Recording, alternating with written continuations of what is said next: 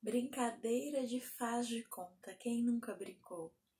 Quem nunca disse assim, de mentirinha, esse carro era meu. De mentirinha, o meu carro é rosa. De mentirinha, eu sou sua mãe. De mentirinha, eu sou a professora, sabe? Essa brincadeira, também conhecida como simbólica, de representação de papéis ou sociodramática, é a deixa mais evidente, a presença da situação imaginária. Ela surge na criança ali em volta de 2 ou 3 anos de idade, onde a fala vai se intensificando. E aí vai aguçando a imaginação e vamos então usar a brincadeira de faz de conta. A brincadeira de faz de conta permite não só a entrada do imaginário, mas a expressão de regras implícitas que se caracterizam nos temas das brincadeiras. É importante registrar que o conteúdo do imaginário provém de experiências anteriores. Então, como é que a criança vai imaginar? Ela vai imaginar, ela vai criar de algo, ela não cria do zero, ela cria de algo que ela conhece. Por exemplo, uma amiga foi fazer estágio em uma escola onde os pais das crianças eram traficantes, enfim, essa era a realidade.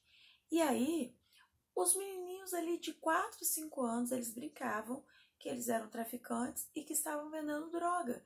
Então, eles usavam Lego, montavam, e aí colocavam em cima da mesa, era a arma, e cada pecinha era droga. E vinha uma outra criança, faz de conta que estava comprando, e aquele que faz de conta que era o traficante estava vendendo a droga.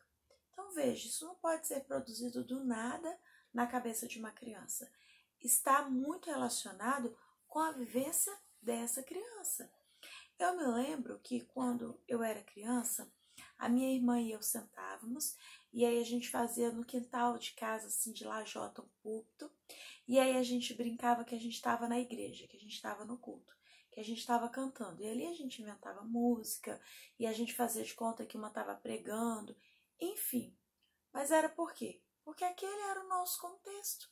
Eu me lembro que nós pegávamos as roupas da minha madrasta, os sapatos altos, e a gente brincava com aquelas roupas, com aquelas coisas. Por quê? Porque aquele era o nosso contexto. Então, além de outros benefícios, o lúdico, usar a imaginação, o brincar de faz de conta, também nos ajuda a entender em que contexto social essa criança está vivendo. O que está acontecendo nessa criança?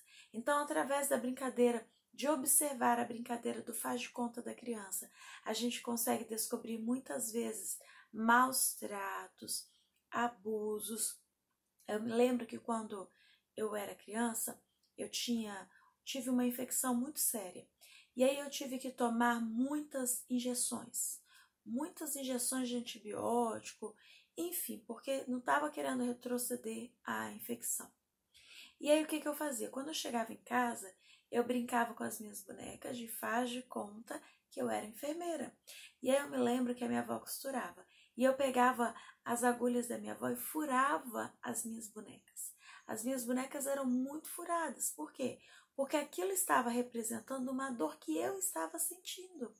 Porque eu me sentia daquele jeito, como se tivesse sendo furada o tempo todo. Então eu reproduzia isso. Uma criança que sofre qualquer tipo de abuso físico, mental, emocional, enfim, qualquer tipo de abuso, ela reproduz isso através das brincadeiras. O que ela assiste, o que ela come, o que está acontecendo na rua de casa, a fala da criança. Então, o faz de conta, ele ajuda a criar símbolos, ele ajuda a incentivar a imaginação e futuramente desenvolver a escrita, a produção de texto, mas ele também mostra muito claramente o que está acontecendo com essa criança, seja de bom ou seja de ruim, e aí a gente consegue entrar com ação, interceder de alguma forma. Eu gosto muito de uma brincadeira Gosto de fazer com os meus alunos assim. A gente senta em círculo, em alguns momentos a gente até deita, e aí eu peço para eles fecharem os olhos, e aí eu conto uma história. E aí eu conto uma história que eu invento na hora, cada vez é uma história. E aí eu venho trazendo cada um para a história. Eu falo bem assim, ó, você agora está dentro de um avião. E esse avião está passando por cima do mar. E agora você está avistando uma ilha. E nessa ilha tem um animal. E aí eu vou falando, sabe? Eu vou inventando. Antes, eu combino com eles. Que eles têm que imaginar, que eles têm que se colocar dentro da história. E aí eu vou falando. Porém, eles têm que imaginar a história. Porém, depois eu peço para que eles abram os olhos. E aí eu vou fazendo perguntas para eles de coisas que eu não falei. Por exemplo, que tipo de árvores você viu naquela ilha? Que tipo de aves você viu? Como era? Descreve para mim a cena. E agora eles vão falando para mim aquilo que eles viram. Por quê? Porque eu estava descrevendo a cena, mas eu pedi para que eles estivessem vivendo lá. Então, à medida que eles vão imaginando, eles foram criando outras formas, outras coisas, outras criaturas que eu não mencionei. Então agora é a vez deles me contarem o que os olhinhos deles viram que os meus não viram. E o mais interessante é que cada criança vai ter vivido uma coisa, vai ter visto uma coisa, de acordo com aquilo que a gente já mencionou antes, da vivência de cada um, o que cada um conhece. Por exemplo, se uma criança fez uma viagem muito bacana para fora do Brasil, né, para fora do seu país de origem e conheceu coisas novas, ela possivelmente vai trazer para a nossa história da imaginação essas coisas da vivência dela, o que dificilmente uma criança que não viveu traria. E aí uma criança vai dizer que o céu estava nublado, outra vai dizer que estava ensolarado, a outra vai dizer que estava chovendo.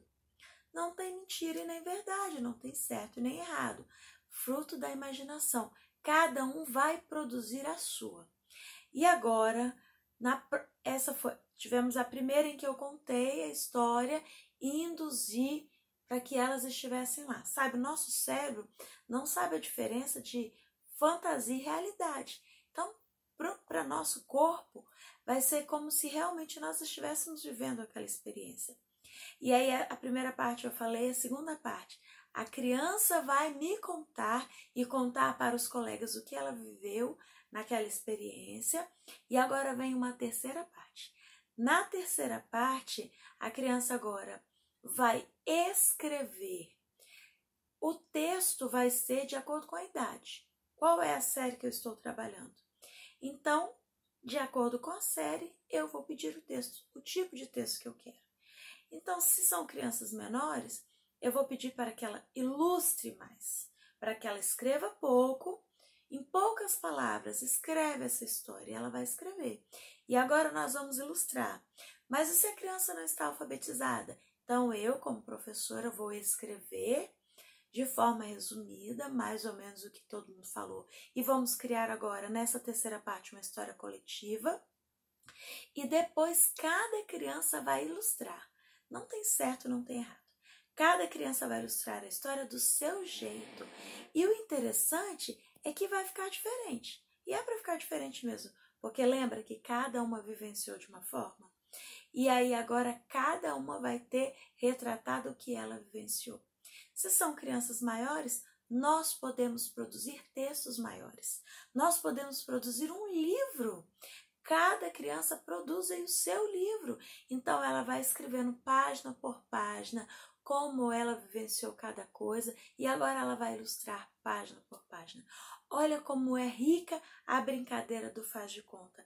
O que parece apenas uma brincadeira, dá para se extrair muitas coisas e dá para fazer um desenvolvimento prazeroso, algo que seja bom para todo mundo e que realmente produza conhecimento com significado, conhecimento que a criança, que o aluno vai levar para o resto da vida. Espero que você tenha uma compreensão bem legal dessa parte dos jogos, né, educacionais, agora na parte de brincadeira, brincadeira de faz de conta. Faz de conta também é coisa séria. Um abraço.